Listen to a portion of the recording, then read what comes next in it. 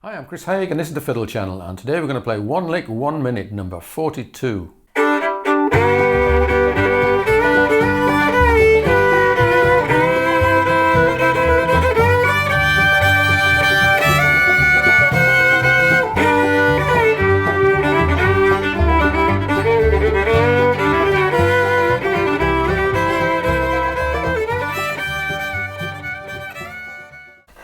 The idea of 1 lick 1 minute is that you can spend just 1 minute learning a lick, but it's usually so easy, so flexible, so useful that you can use it then in lots and lots of other tunes.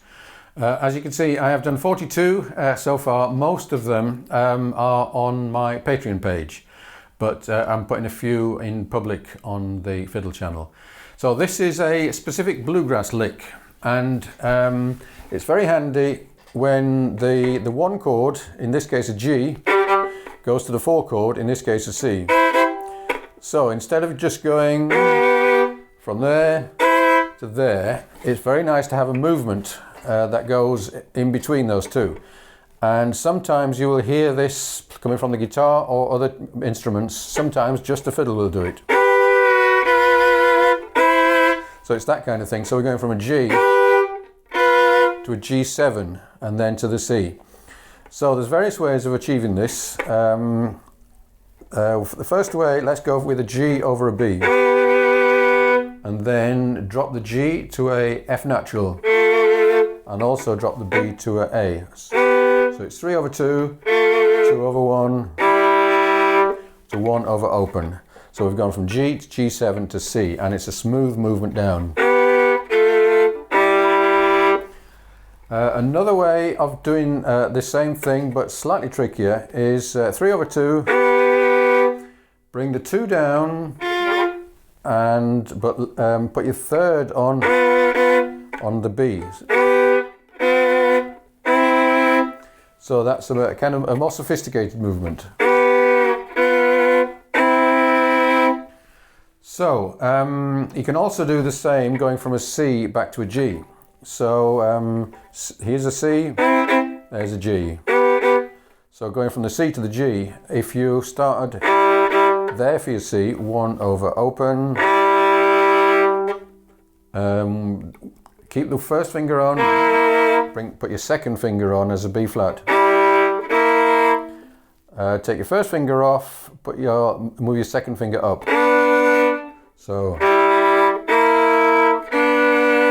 takes neatly from a C to a G via a C7. Let's have a listen to this over a Bluegrass 12-bar blues.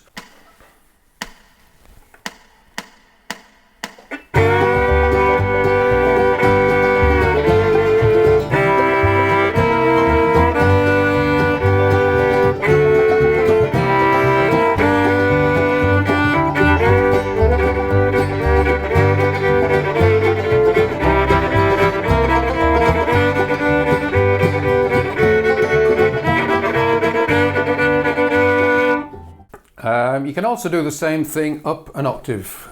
So we start with the second finger over third finger, G over D. For G7, replace the second finger with the first finger. There's C. And then we want a B flat under an E.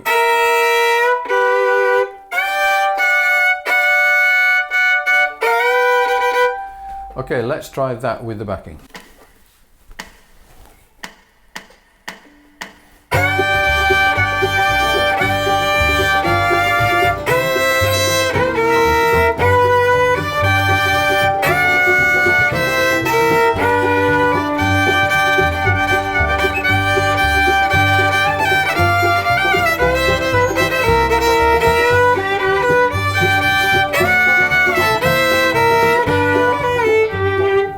As I said earlier, this is something you don't have to agree with the rest of the band. Whenever you hear a G going to a C, it's going to work for you to add that 7th in, whether other people do or not.